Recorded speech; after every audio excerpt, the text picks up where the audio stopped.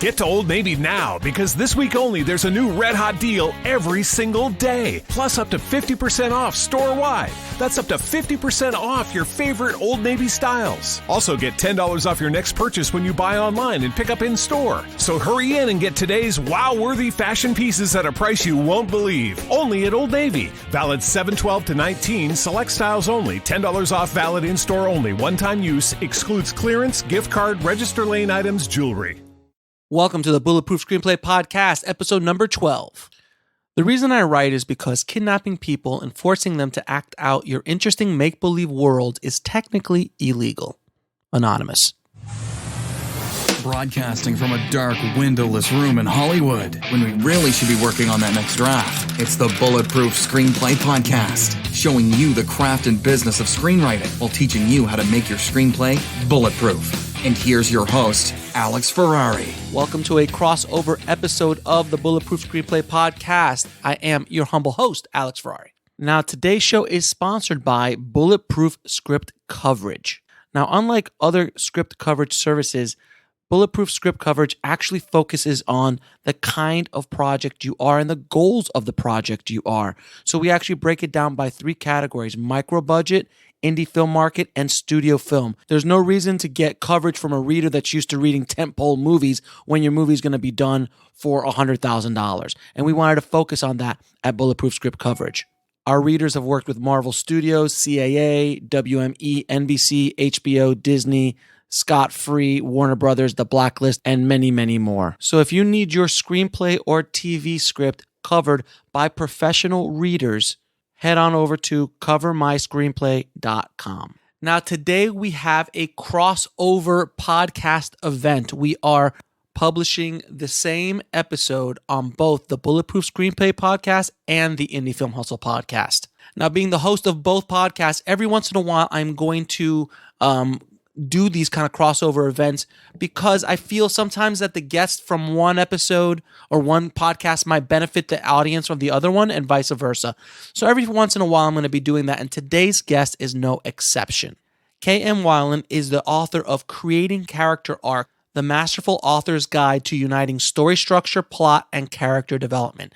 It is an amazing book, and she has written multiple books on how to write story and plotting and character development, but this book specifically is one of those have-to-have books if you're a screenwriter or a storyteller at all. And I was so thrilled to have her on the show and pick her brain about character arcs. And it's something that I think so many of us as storytellers really don't focus a lot of energy on, of like actually having full-blown character arcs and how important it is for characters to change from one at the beginning of the movie to the end of the movie. And sometimes they don't change, and there's good reason for that. We talk about that as well. So please enjoy this special crossover episode and my conversation with K.M. Weiland. I'd like to welcome to the show K.M. Weiland. Thank you so much for coming on the show. Yeah, thanks for having me. I'm excited to be here. I know we've been trying to get this scheduled for a while now. Yeah. But we're finally here, and we're here to talk about something that a lot of screenwriters and filmmakers have problems with, which is character arc, and plotting and just general stuff. And I loved your book, and it's one of the best-selling books in regards to this, and that's why I wanted to have you on. So thanks for being on the show. Yeah, absolutely. Thank you for having me. It's great to hear that you enjoyed the book. Yes. Now, how did you get started writing in the first place? Well, I like to say that stories were my language. My first memory actually is of myself up in a treehouse at a family reunion making up a story. It wasn't, becoming a writer really wasn't something that I saw as a career path when I was young. I was very interested in horses, and I really thought that I was going to end up doing something with them. Mm-hmm. But there just, came this day, probably mid-teens, when I realized I'd rather stay inside and write than go outside and ride. Mm-hmm. So for me, really, I was always making up stories, and it was just a natural progression of deciding one day I'm going to write this down so I don't forget it. And then, falling in love with the art and the craft of writing and storytelling as well. Now, why do you write in the first place? Is it just something that you just can't get away from? I mean, that's a good question. It's something that I continue to ask myself, actually, and there's always different answers. I think that writing is, I mean, first and foremost, obviously, it's this wonderful source of self-expression. Mm-hmm. It's a way of exploring life, of trying to make sense and bring reason to, this grand adventure that we're all on. Mm-hmm. And so for me, I've always been very much attracted to epic stories, to the archetypalism of that, and being able to, take our prosaic lives and be able to see the deeper, archetypes and symbolism and transform that into the delicious drama. Yeah, because basically life is basically a journey. It's a story, and Mm-hmm. we are the archetypes. We are the protagonist of our own story. But what you do as a writer, what writers do in general, is just cut out all the boring parts and structure it a little bit better. Would you agree? Yeah, I mean, I think, it's a common bit of advice that writers, you can't write until you've lived. Mm-hmm. And I think, particularly since a lot of writers are introverts, that's something that we struggle with. We have this tendency to want to do our living in the stories. But I definitely find, the older I get, I'm seeing more and more the wisdom of that advice. And I think that we learn, our stories teach, but living teaches us how to write great stories. So it has to be this symbiotic circle of, developing both the inner and the outer lives if we're going to live worthwhile lives, Mm-hmm. and if we're going to write worthwhile stories. Absolutely. I think as artists in general, you have to live a little before you can really create, unless you're a prodigy, which there are few of those. There's few Mozarts in the world. Now, what is your writing routine? So it changes from season to season. It kind of feels like just whatever feels right. Right now, what I do is I like to dedicate mornings to writing. Mm-hmm. So I am not a morning person. So when I say mornings, it's like 10 o'clock. Got it. So But brunch. yeah, so brunch I drag time. myself out of bed and, eat breakfast, work out, take care of just basic email stuff just to make sure that the internet hasn't imploded on me or something. And then I make coffee. That's always the most important part. And then from about 10 to 12:30 is kind of my dedicated writing time. I like to start by rereading what I wrote the day before to just, kind of to be able to correct what I've done, to kind of keep the copy as clean as possible, but also just to get back into the flow and the mindset of what I was doing the day before, and pick a good soundtrack, and then just try to keep typing. I have definitely found that when I'm too concentrated on trying to make every word perfect, that I get so caught up in that I never move forward. So even though I'm a perfectionist and it's hard, I try really hard to get into that flow and just keep typing. That's kind of my mantra, just keep typing. And ironically, I find that actually I write much better, that there's actually less to correct when I can get into that flow state and just keep writing, rather than getting sucked into the procrastination of rereading and tweaking every little sentence as I write it. Procrastination is one of the devils of a writer's Yes. existence, isn't it? Yes. Now, what are some of the biggest mistakes you see writers make when it comes to character and character development? I think this is something that obviously this is something I think about a lot. It's been a focus of my own writing, my own journey as a writer, and also the things that I teach on my website and through my books. But something that I have really been thinking about a lot lately, particularly in response to a lot of the big name movies and books that we're seeing right now, is I think that one of the biggest problems that we see is a lack of realization that character and plot are not separate. Mm-hmm. They are two sides of the same coin, and you cannot have one without the other and still end up with an excellent story. Something that I harp on a lot is cohesion and resonance. Mm-hmm. I think that the benchmark of great fiction is something that presents both. It's a story that is cohesive. It presents a whole that is all of a piece, and it has something to say, and that what it has to say is one unified thought. Now, but also, go ahead. Also, Go ahead. No. Go ahead. I didn't mean to cut you off. Go ahead. I was just going to continue and say that resonance is part of that, is again kind of the flip side of that, in that you can have a really cohesive story where the plot works great and the characters all seem to belong within that plot. But if it's not looking deeper into saying something that's beneath the surface, you really miss out on that resonance. So in joining cohesion and resonance, I find that pretty much begins and ends with joining character and plot. Now, I'm assuming you're a moviegoer. You watch movies, okay? So I'm assuming you watch Marvel movies and you watch big fan. The DC movies as well. Not such a big fan. Exactly. So I was going to ask you, what makes Marvel what Marvel's doing? Whether people like it, who are listening, who like their movies or not, they're doing something right because it is resonating with an audience, and a large audience at that, and a worldwide audience is that. Whereas DC is not, and they arguably have more popular characters. How did Black Panther destroy everything, including the biggest stars? What happened there? So I don't know if you wanted. I don't want to get into a Marvel DC battle here, but but just as on a story, character, plot standpoint, what is Marvel doing so well that DC just does not get, other than obviously the Chris Nolan Batmans?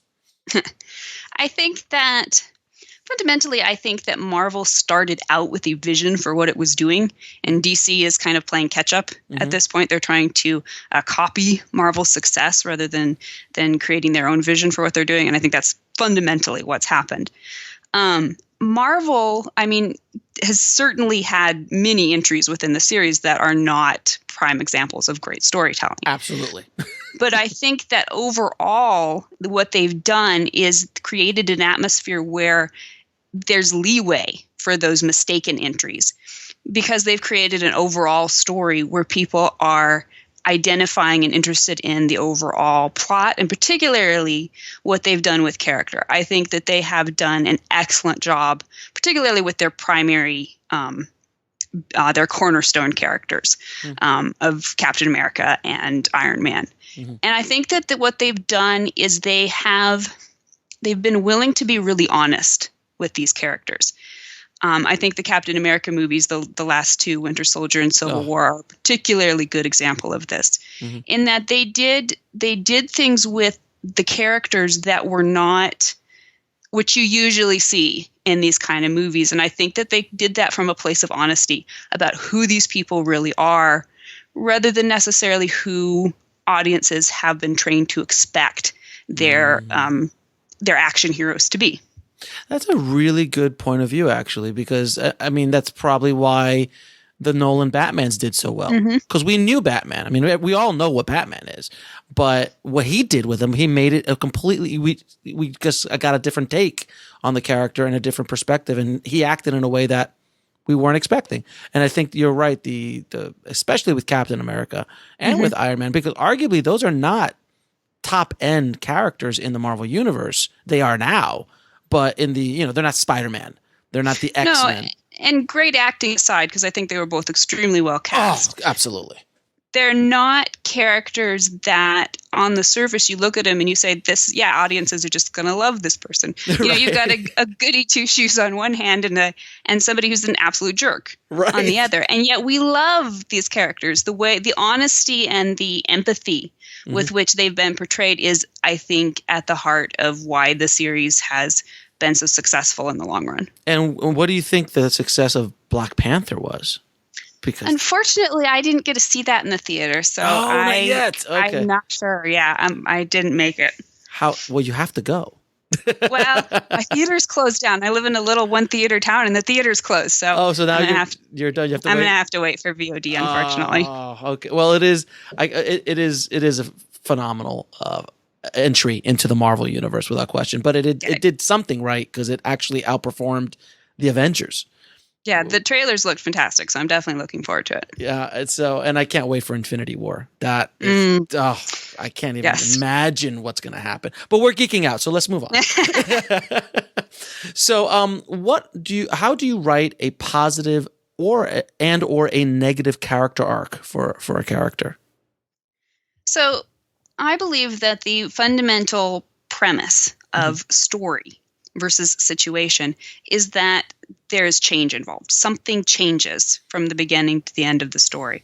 That something is usually the protagonist, although it can be the protagonist changing the world around him. But usually what we see is either a positive change arc, which has a happy ending, or a negative change arc, which has generally a unhappy or sad ending. So can you give me an example of two of those arcs from some fiction? So positive change arc, one of my favorite examples from classic literature would be Jane Eyre by Charlotte Bronte.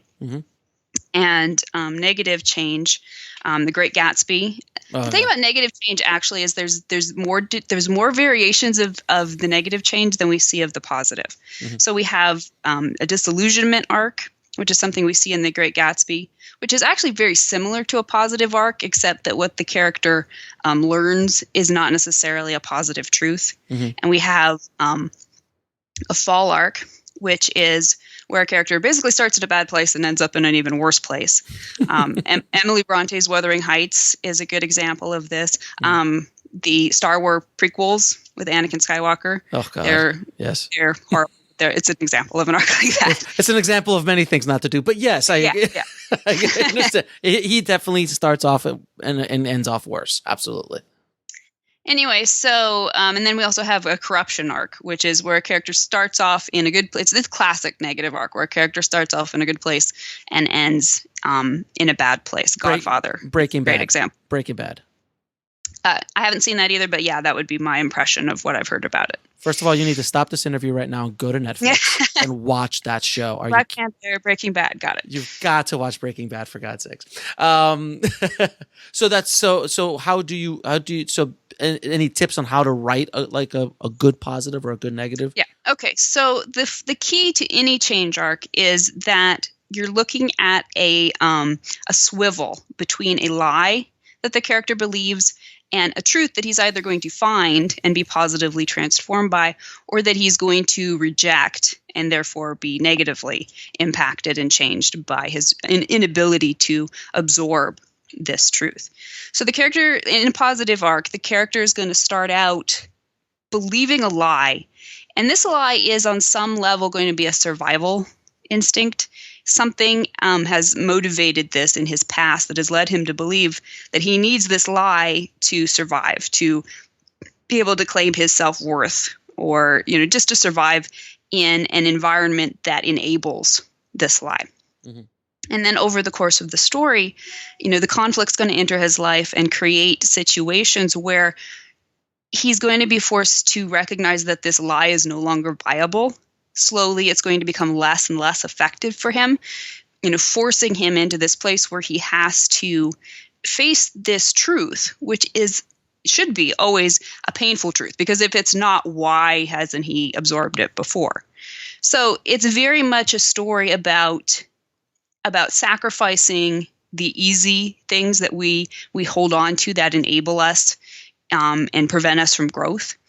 And reaching out for the powerful truths that may be difficult, but in the end are going to be very freeing and allow us to move on and deal with our conflicts in a way that is empowering. And then obviously negative arcs are basically the opposite of that, in that the character ends up with a worse lie in a worse place than he started out. Is there an example in movies that you can think of, a character that has that lie? I'm rattling my brain to find one, but a perfect example just as a human being is like, I can't talk in front of people, but yet that's the lie you tell yourself not to go on and become an author and have speaking engagements and so on and so forth, because that's the lie that's safe. It keeps you protected. Yeah, absolutely. I actually did an interesting exercise a while back where I kind of used the positive arc format that I use and looked at my own life and the things that I had accomplished as a writer. And, starting out from this place, these lies that we believe, as that I believed as this shy, introverted little writer who didn't even like talking on the phone. And having to confront that and face that over, there were challenges and difficulties and painful moments, but being able to look back and say, yeah, I experienced this positive change and this embrace of a truth, an empowering truth of courage and freedom in a sense. And so it was it was very exciting to be able to actually look back and see a complete arc in my own life, because we're experiencing them over and over in our own lives in many different ways. And in many different areas of our lives, without question. And I think that's one of the reasons we love stories as much as we do, because they're basically us. Exactly. As far as a movie example, since we're talking about Marvel, despite its many problems, I have to say I really like the first Thor movie, because I think that it is a good example of this beautiful change arc that happens. He's an extreme example because he starts out in this extreme place, of arrogance and complete disharmony with understanding, the truths of the world around him and what people needed. And then this really lovely arc in which he ends from a place of realizing that rather than, forcing war on somebody, that he's going to go to this place of self-sacrifice. So I really like that as a very obvious example of a positive change arc. Yeah, and Iron Man in Avengers, he sacrifices himself, and that's something that he, as a character, does not do. Yeah, exactly. Now, what makes a good villain? Because that is one problem, if we're going to go back into the Marvel world, that Marvel's had a problem with. They have not had a lot of great villains, at least in my opinion, and most of the people who troll the internet. And, so what makes a good villain, in your opinion? First of all, I think it's important to differentiate between the idea of a villain, which is a moral term, and antagonist, which is not. Okay. Antagonists have no moral alignment within the story. They're simply someone who is opposed to the protagonist's plot goal. They're an obstacle that's getting in the protagonist's way. And presumably vice versa, the protagonist is getting in the antagonist's way. So you don't necessarily have to come at a story from this idea that, the protagonist's a good guy, morally speaking, and the antagonist is a bad guy, morally speaking. Obviously, often we resort to that and like that archetype for many different reasons. But I think it's important to start from a realization that just because someone is an antagonist does not mean that he is morally incorrect. And I think that then frees us up to understand the role that an antagonist plays within a cohesive story form. And that is someone who is a foil for the protagonist, not just on a plot level, but if you're going to gain that resonance that we talked about, it has to be something that also is a foil for the protagonist thematically within that character arc as well. And I think that's where we see the Marvel movies kind of going awry with their antagonists, in that very few of them are really good examples of antagonists who matter to the protagonist's journey. They're just kind of tacked on so we can have fight scenes. They're plot points, if you will. Plot devices. Yes. Yeah, exactly. And I always find that the villains that believe in another story, they wouldn't be the villain or they wouldn't be the antagonist, because their point of view, it's just their point of view, whether they're doing it to an extreme or not. I always find those villains who have good intentions but are doing it in an extreme way, I always find to be, good villains or good antagonists, because they don't mean bad. They're just trying to achieve a goal, but something happened to them in their life or their journey that caused them to be a little bit more extreme. From an outsider's point of view, from their point of view, they don't find it to be extreme. That's it's as opposed to the twirling of the mustache guy on the railroad tracks, which a lot of times antagonists turn into. Yeah, I totally agree. I think that one of the most important exercises that a writer can do is trying to look at the world from their antagonist's point of view. Really get into this person's head and give them a viable argument thematically for why they're doing what they're doing, to the point that they should be able to be in a conversation with the protagonist, who's also stating his viewpoints, and be able to present such a convincing argument that they're this close to convincing not just the protagonist, but preferably the readers or the viewers as well. So that you're thinking, he's got a point. And I think it's the key to really dimensional fiction, because that's how life is. Right. And also the key to getting the reader or the viewer to really, ask themselves the hard questions, instead of just saying, I believe the protagonist, he's the good guy, of course he's right. But when you're able to create this kind of dimension and kind of play devil's advocate with your antagonist, you have the opportunity to get people to ask really interesting questions about the world and about their own lives. Right, exactly. And that's why I think Civil War I loved so much, because arguably Iron Man wasn't the bad guy, or the group wasn't the bad guys. There was that other guy who was, again, a weak villain who kind of like put them all together. But there was 2 point of views.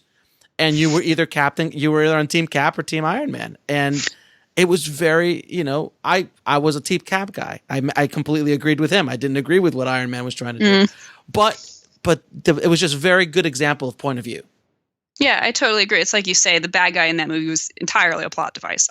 And the reason the movie still worked, the reason it was interesting, was because we had this interesting dialogue between characters, both of whom we actually cared about. And so we could understand where they were both coming from without assigning moral alignment necessarily to either one. Exactly. Now, what do you do if your character has no arc? You've written a story with a character with no arc. What do you do?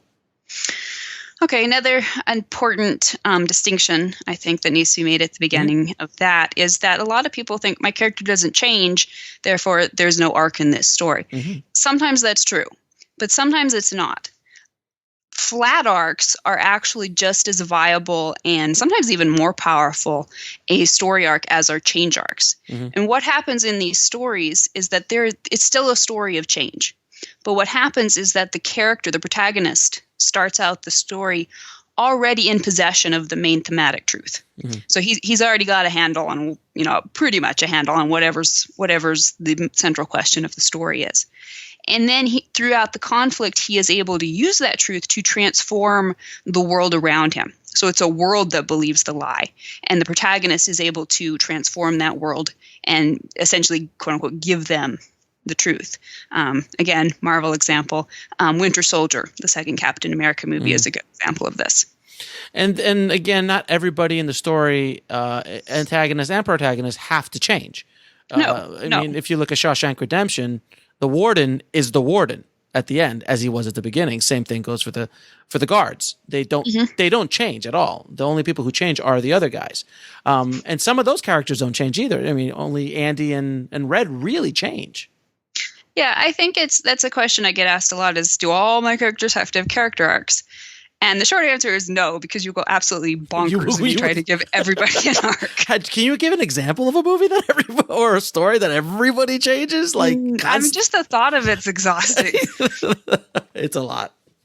But I think, and one of the reasons it is exhausting is that optimally you want every single arc in that story to be thematically pertinent. Right. That it ties into that same central lie or truth in a related way. So you can't just throw, this guy has a lie and this guy has a different lie and throw it all into the same story and expect it to come out and work. You want to build, these character archetypes into a cohesive story form where they're all commenting on different facets of that thematic truth. And sometimes the comment is, this is what happens when you don't change. This is what happens when you stay static. The warden in Shawshank is a great example of this. It's I think we could look at that and say, well, that's not such a great thing when you're not open to accepting truths and allowing your life to be transformed. And it really is a key point of character is that lie, that lie and getting to a truth at the end of it. Is that kind of like the arc, if you will? Like you've got that lie you believe, so you've got to break through that lie to get to what the truth is of who you are as a person, as a character in this story. Yeah, totally. This is how I like to look at story. To me, story is ultimately about theme. It is about the character's inner journey.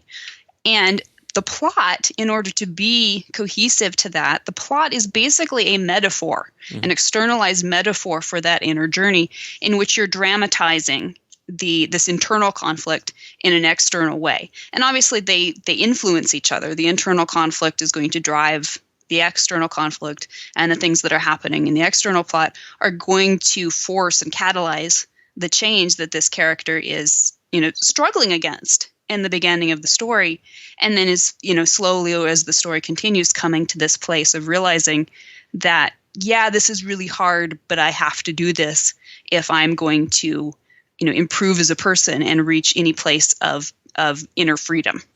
So basically, like Luke Skywalker in Star Wars 4, Hope, The New Hope, he basically has the lie that he's just a farm boy and he needs to stay to help his aunt and uncle. But a movie or two later, he's a Jedi. Yeah, I think that the original Star Wars trilogy is a great example of an arc over the course of a series. In that there's distinct pieces of Luke's journey in each story. You can distinctly see how he's changing. I mean, even just go look for screenshots from each of the 3 movies, and the way he looks, the expression on his face, the way he's dressed, the way he looks in each movie is an obvious progression of who he is. Without question. And I think it's probably one of the classic examples of the hero's journey and the story structure and all that stuff. Definitely. What's your vibe on the hero's journey? Is it? I mean, I know I've spoken to a few people who've said, like, look, the hero's journey is great, and you can literally attach the hero's journey onto any story, but it's not necessarily the end all be all. I would agree with that. I think that the hero's journey is totally viable, tremendously insightful, and very useful. But I don't think that it is. I don't think it's necessarily as useful a structure for creating character arcs, across genre and without formula as certain other systems. It's something that's definitely influenced my work, but it's not something that I follow religiously. And can you just name a couple of the other systems? Well, the ones that have been particularly formative to me, I'm a novelist, but actually the ones that have been most formative for me have been screenwriting books. So I'm sure you're probably familiar with a lot of these. Sid Field's Screenwriting is a huge one. John Truby's Anatomy of Story was one that I've gotten a lot out of. John was just on the show a few episodes ago. He's amazing. Yeah, he's great. I absolutely love his stuff. Robert McKee's Story. That's another one that I think is just fantastic. And Dramatica. I mean, that is a really heavy system to get into, but it offers a ton of really interesting insights into archetypal stories. Dramatica, you mean the software? It is a software, but they've got a book as well, which I definitely recommend. Okay, great. Now, what are some keys to creating that unforgettable character? I think that, primarily you're starting from a place of the character arc, because this is telling you how the character informs the plot and how the plot informs the character. And within that, you're getting that dynamic sense of change, which I think that is foundational to unforgettable characters. But from there, I think that several things that you can think about to help you develop characters are, number one, you're looking for dichotomies. You're looking for things in your character that on the surface don't quite line up. Jason Bourne is one of my all-time favorite characters because I think he is a brilliant example of this. Here's this guy who's a killer, a total quote-unquote mindless killer. And yet he is arguably one of the most decent people that you're ever going to find in a movie. Right. And I love that. I love that that decency juxtaposed, against somebody who is a murderer. Basically. But it's not his fault that he's a murderer in the way that he's been put in the story.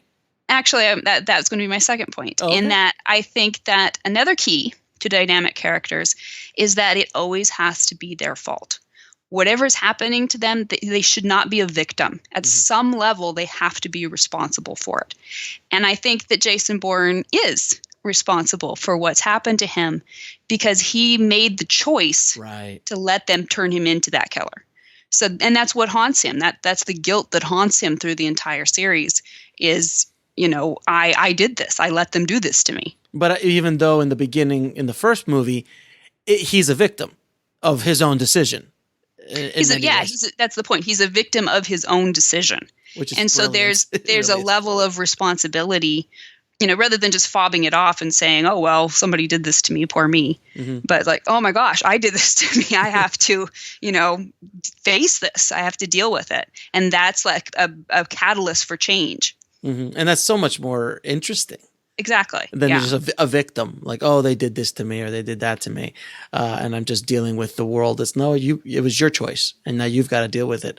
Now, when you're going about structuring a plot, How do you actually kind of put it down? Do you put down? Do you outline?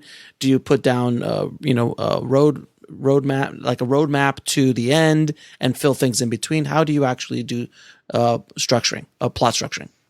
So my approach to plot structures is basically the classic 3-act structure.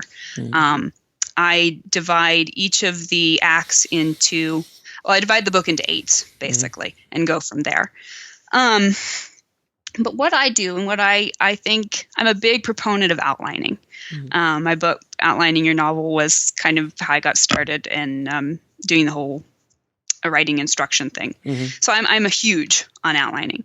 And I think what I've seen from people, those who aren't into outlining and are having resistance to the idea, is that they're often coming into the idea of outlining and structuring through this notion that they're just going to sit down and fill in the blanks on their structure and ta-da, I have an outline.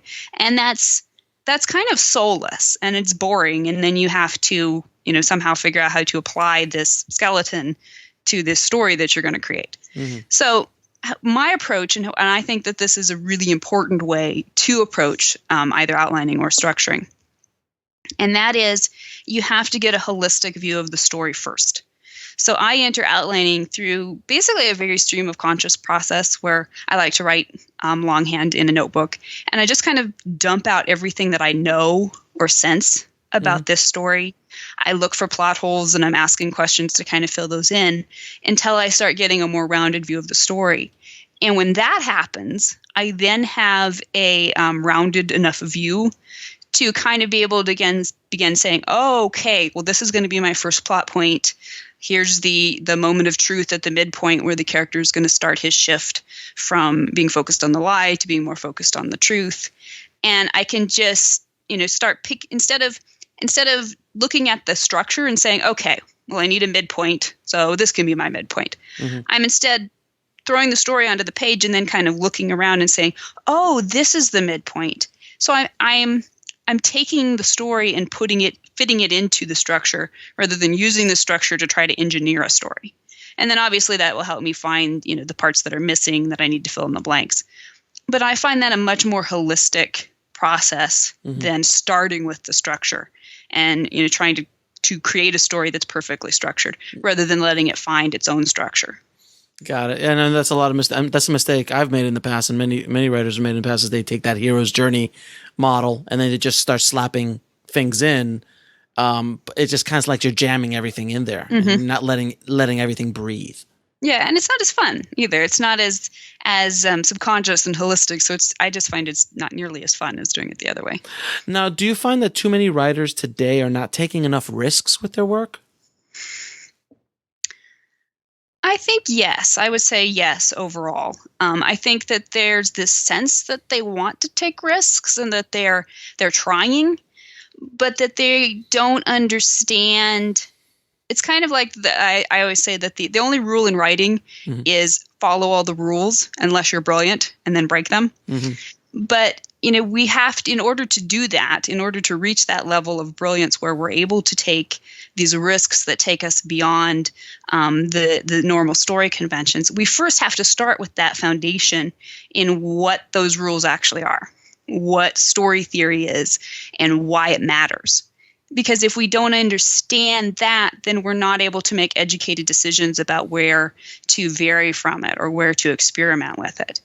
But at the same time, I definitely feel like, particularly in screenwriting, I would say that there's this, just this, it's the save the cat syndrome, I call it. Yes. Where you have this great beat sheet, and then but you're following it so religiously, and again, I think not too holistically, and as a result, you end up, with something that really doesn't seem fresh or original. It's someplace we've all been there before, right. Probably dozens or even hundreds of times. So even though it may be well structured, it may be well written, it just doesn't feel fresh. And I think there's a big difference between following a beat sheet or imposing that beat sheet on a story idea and allowing a story to holistically find that structure, because it will find that structure, because that is what we as humans resonate with as, a story arc that we can connect with.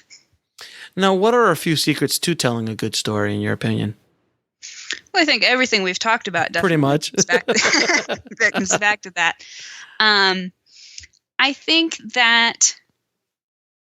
I think honesty is key. Yeah. I really believe that to tell a story that is worthwhile, that is more than just surface entertainment. And I think entertainment's great. I mean, stories they start and they end there. If they're not entertaining, then forget about it. But as a viewer and a reader, I want more. I want something that is going to tell me something about life, that is going to make me think about myself. I do not want to be preached at, but I want an honest experience of character that allows me to see the world from someone else's perspective. Right. And the only way that's possible is if the author is, first of all, being honest with themselves about their lives, is leading a life of self-discovery, and is trying to, have their eyes wide open to what that means, and is then able to bring that honestly to the page, is not censoring themselves, out of fear of being judged or whatever, but learning how to bring that in an authentic way that informs the characters and the themes. I think last year there was a great movie example of that was Logan, which was such one of my favorite movies of the year. And I think should have been nominated by far, but it was a perfect, entertaining, yet made you think kind of movie in a large way. Yeah, I love what I call pulp movies, the comic book stuff. I mean, on the surface, they're cheap entertainment, right? There's silly people in spandex running around. Right. But when they're done right, when they look a little deeper, as Logan did, and are honest about the characters, I think that mix of entertainment and depth is just fantastic. I think it's one of the best things in storytelling. And it's also, in all honesty, what we kind of strive for, because if you can tell a story that's honest and deep, but doesn't have the kind of, it has all the steak but no sizzle. Yeah. If you know what I'm saying? And then Hollywood is basically all sizzle and no steak. Yeah. If you can combine the two. Yeah. That's when, Wonder Woman, another, if we're going back to the kind of comic book movies, another one that had a deeper understanding of things. Black Panther, when you see it, you'll understand as well. Yeah, I agree with you 100%. Now, this is a question I have I'm going to ask for all of us writers out here. Any tips with dealing with writer's block? I think that writer's block that is something that it always has a cause. And I find that vastly encouraging, because if you can find the cause, if you can ask the right question, then you'll find the answer. Mm-hmm. In my experience, it comes down to two different kinds of blocks. One is a story block, and one is a personal block. Mm-hmm. If it's a story block, it's usually you're stuck. Something's not working in the story. Logically, it's just not making sense, and you're not able to progress it. Mm-hmm. And that's definitely the easiest one, because you can sit down. I like to work longhand in a notebook, and I just start asking myself questions. Mm-hmm. Why isn't this working? What is the problem here? And just trying to follow that back to the beginning and, find a solution. Mm-hmm. So that's, relatively easy, because you can work your way through it and find an answer without any problem. Personal blocks are a little harder. This is, something mm-hmm. going on in your life. The lie, the truth, right? Yeah, exactly. You're too busy working on your own character arc. Right. But yeah, you're going through something difficult in your life. You're depressed. There's, you've experienced the death of a loved one, something like that. Got it. Or something much less dramatic. I mean, health can definitely have an effect on that. Sure. And in those instances, again, I think it's really important to identify, what the problem is, instead of, I think, saying, oh, I've got writer's block. That's not the answer. That's not helping you. Mm-hmm. You have to go deeper and find, oh, this is why I'm totally unmotivated right now. And then you have to evaluate whether it's a legitimate excuse. Are you just being lazy because you're scared to deal with the page? Well, then you have to deal with that. And I'd say get back to writing.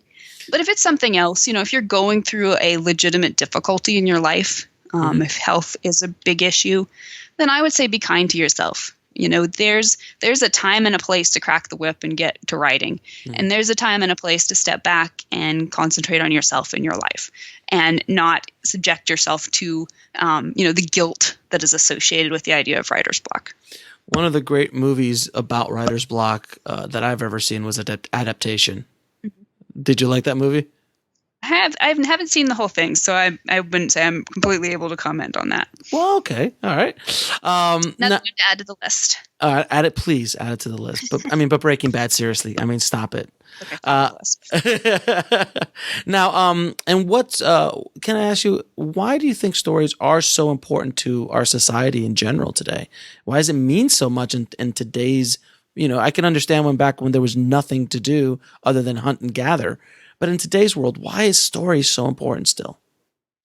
I think the story is hardwired into who we are as humanity. Mm-hmm. I think it's something that we have craved at every juncture in history and will continue to crave. Mm-hmm. I think that it is a expression of self-actualization. So I think it is particularly pertinent in today's society. We live in a first world country where, for most of us, survival isn't an issue. Mm-hmm. We have easier lives than arguably any other generation in history. Mm-hmm. On a physical sense, our physical needs are completely met, and that gives us a lot of time and space to address the deeper needs of life, self-worth, self-purpose. What does it all mean? Like when the Greeks had slaves, basically, back in the mm-hmm. day, and they could just think, and they could just sit around thinking deep thoughts. Yeah, exactly. And I'm not saying we're on par with the Greeks. No, we're not, but by far. I think it gives us time to need to find, answers. And I think story is such a great venue for that, because number one, it's very non-threatening on a certain level. It's something we do for enjoyment. Mm-hmm. It's an easy way to connect with, our fellow human beings. Mm-hmm. But it also, when it's done well, is something that, gives us insight into who we are, as individuals, as a people, into our history, into our future. And I think that those are big questions, and they're questions that we all want answers to. And story is one of the best ways that we find those answers, not just on an intellectual level, but on an emotional level as well. Now, I'm going to ask you a few questions I ask all of my guests. Can you tell me what book had the biggest impact on your life or career? That's interesting. I actually just wrote a post about that a couple months ago. I was reading a really great anthology called Light the Dark, mm-hmm. Which had asked many, many different excellent writers what was their formative influence. Basically, why did you become a writer?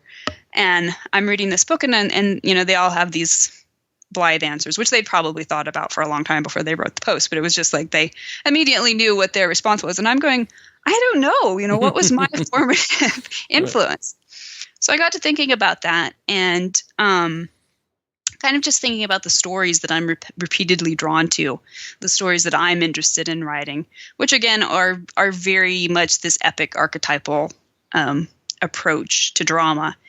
And there was a book when I was probably, I'm going to say 8 or 9, that my dad had actually read to me. And, looking back now, I see it. It was this completely crazy, pulpy, melodramatic romance that was written in the 1700s mm-hmm. about William Wallace. It was called The Scottish Chiefs. Mm-hmm. And it was really interesting. I just pulled it off the shelf, and I'm like, okay, well, I'm going to write about this book.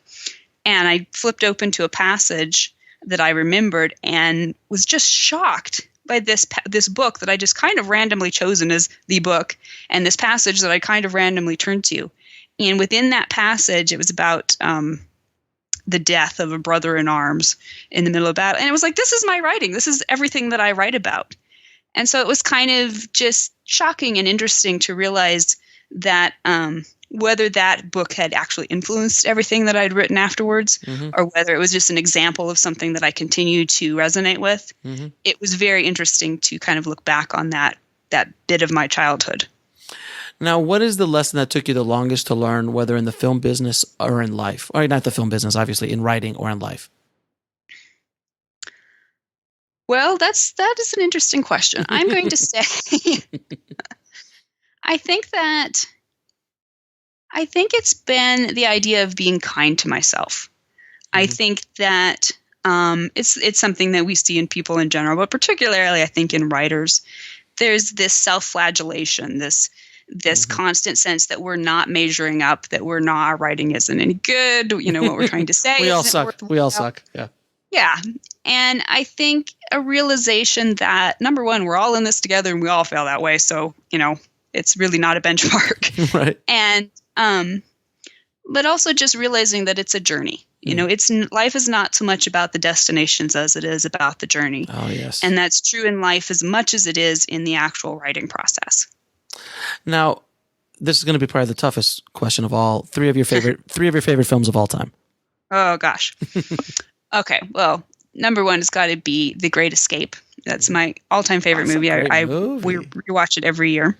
Great movie. Gladiator. Oh, definitely. Movie. And I'm going to go Master and Commander for the third one. Wow, Master and Commander. Now, that has not been on the list before on the show. So yeah, I love that movie. Patrick O'Brien, who wrote the Aubrey Maturin books on which that is based, is an absolute genius as far as I'm concerned. And the movie is one of the best adaptations of not just of a book, but of a series that I've ever seen. Very cool. And then where can people find you online? Okay, so my writing website is helpingwritersbecomeauthors.com. Okay. And that's it? That's it. And of course, you have many books. On Facebook and Twitter and all that, but you can find all of that on the website. And you have many books that you've written and all that stuff, and we'll put links to all of them on the show notes. Katie, thank you so much for doing this. It has been an absolute pleasure talking shop with you. It really was. Yeah, absolutely. It was a lot of fun. Thank you for having me. Katie was an absolute pleasure to talk to, and I learned so much about character arcs and plotting, story structure, and all sorts of other things. I love hearing different people's point of view on story because, again, there is no absolute way. Everyone has their own path to go to, but listening to different people's stories, different people's way of telling stories helps you develop your own and what clicks for you and what works for you. So again, Katie, thank you so much for being on the show. If you want links to anything that we talked about in this episode, including her books and anything else she has to offer, head over to indiefilmhustle.com/BPS012. And that's also for the indie film hustlers listening to this podcast as well. I hope you enjoyed this crossover event. Like I said before, I'm going to do this every once in a blue moon, but I think it's a lot of fun. And if you have not, if you're an indie film hustler and you have not signed up for Bulletproof Screenplay, please head over to screenwritingpodcast.com and sign up and subscribe on iTunes. And please leave us a good 5-star rating. It would really help us out a lot. And vice versa. If you are a Bulletproof Screenplay listener and have not signed up for the Indie Film Hustle podcast and are interested in filmmaking and every single aspect of filmmaking other than screenwriting, please sign up. It's really a lot of fun as well. And head over to filmmakingpodcast.com and you can sign up there as well. And as many of you guys know, last week I was sick. I was sick all weekend. I'm still a little bit nasally, as you can kind of hear in my voice, but I am here getting you out the content that I have to get you guys out every week. But I only did one episode last week for each podcast. So this week I will be back on regular schedule as well. But thank you for all the well wishes on Twitter and Facebook. It truly, really helped, and I really appreciate it, guys. So as always, keep that hustle going, keep that dream alive, and I'll talk to you soon. And keep on writing, no matter what. See you soon, guys. Thanks for listening to the Bulletproof Screenplay podcast at bulletproofscreenplay.com. That's BULLETPROOFSCRENPLAY.com. Get to Old Navy now, because this week only there's a new red hot deal every single day. Plus up to 50% off store-wide. That's up to 50% off your favorite Old Navy styles. Also get $10 off your next purchase when you buy online and pick up in store. So hurry in and get today's wow-worthy fashion pieces at a price you won't believe. Only at Old Navy. Valid 7/12-19, select styles only. $10 off valid in store only. One-time use, excludes clearance, gift card, register lane items, jewelry. Get to Old Navy now, because this week only there's a new red hot deal every single day. Plus up to 50% off store-wide. That's up to 50% off your favorite Old Navy styles. Also get $10 off your next purchase when you buy online and pick up in store. So hurry in and get today's wow-worthy fashion pieces at a price you won't believe. Only at Old Navy. Valid 7/12 to 19. Select styles only. $10 off valid in-store only. One-time use. Excludes clearance, gift card, register lane items, jewelry.